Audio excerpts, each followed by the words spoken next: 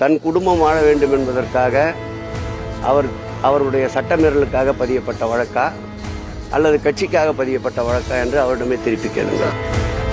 வேற ஏதாவது பேசுங்க சார், வேற ஏதாவது பேசுங்க சார், வேற ஏதாவது பேசுங்கன்றேன், வேற ஏதாவது பேசுங்க. எதுவுமே இல்லாத போற போக்கில் ஏதாவது சொல்லிட்டு போனா அதுக்கெல்லாம நின்று பதில் சொல்ல முடியும் அமைச்சர்கள். 2024 திமுகவுக்கு நேரடியான போட்டி அப்படின்னு சொல்லிட்டு திரு விஜய் சொல்லியிருக்காரு. சொல்லிக்கினே இருக்கட்டும் அவரு. யாருக்கு தான் சார் திமுகவோட எதிர்கட்சி யார் சார்? திமுகவுக்கு எதிராக கட்சி யாரா? இதுக்கு அவர்கிட்டே தான் பதில் கேட்கணும். தன் குடும்பம் வாழ வேண்டும், தனி மனிதன் சாக வேண்டும் என்ற கோட்பாட்டில் திமுக அரசு செயல்பட்டு வருதுன்னு நேற்று நயனார் நாகேந்திரன் சொல்லியிருக்காரு.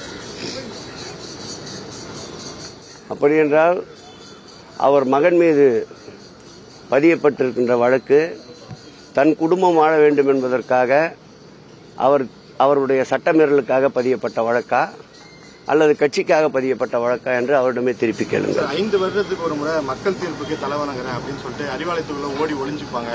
இந்த வருஷமும் அதை ரெடி பண்ணி வேற ஏதாவது பேசுங்க சார், வேற ஏதாவது பேசுங்க சார், வேற ஏதாவது பேசுங்கன்றேன், வேற ஏதாவது பேசுங்க. வேற ஏதாவது கேளுங்கன்றேன், வேற ஏதாவது பேசுங்கன்றேன், வேற ஏதாவது பேசுங்க. ஆக்கப்பூர்வமா எதனா பேசுங்க சார். தமிழ்நாட்டில் எதிர்கட்சி அரசியல் ஆளுங்கட்சிக்கு எதிர்கட்சியா இருக்க அரசியலை பத்தி பேசுங்க. மக்கள் பிரதிநிதிகள் கொண்ட கட்சியோட விமர்சனங்களை பத்தி பேசுங்க.